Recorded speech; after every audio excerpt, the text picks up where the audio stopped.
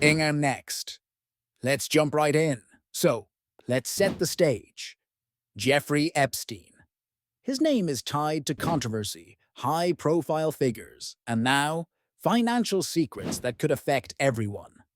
The Epstein Files reveal a complicated web of financial transactions, offshore accounts, and questionable practices involving some of the most powerful figures in the world. But here's the thing. You don't need to be tied to Epstein to feel the ripple effect of this. You might be thinking, what does this have to do with FinTech? Well, that's exactly what I'm here to explain. The Epstein Files have exposed just how easy it is to move large sums of money through financial institutions, including banks, and even some of the most popular FinTech platforms. If you're in this industry, you need to know that government regulators, investors, and customers are paying attention. They're watching how financial technology companies handle their transactions, manage security, and adhere to regulations. The files show a deep concern for money laundering, fraud, and financial transparency, issues that fintech companies will have to address head-on. If you think your company is out of reach, think again. As this story unfolds, every player in the fintech space will need to be extra cautious about their security practices and compliance. Now, let's talk about the risks. Imagine your company gets caught in the crossfire of this scandal. What happens to user trust? What happens to your investors? If your platform is linked to shady financial practices, it could spell disaster. The market is unforgiving.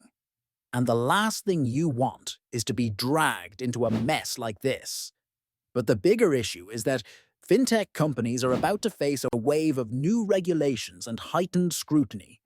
Regulatory bodies will soon demand tighter AML, anti-money laundering measures, stricter KYC, know your customer practices, and more transparency in transactions. For some companies, this could mean major changes to their business model and how they operate. So, here's the bottom line. If you want to protect your fintech business and stay ahead of the game, you need to stay informed. Hit that like button, share this with your colleagues and investors, and make sure to subscribe. Part 2 of this series is coming soon, where I'll be breaking down exactly how to protect your business from the coming regulatory storm and what you can do to stay compliant.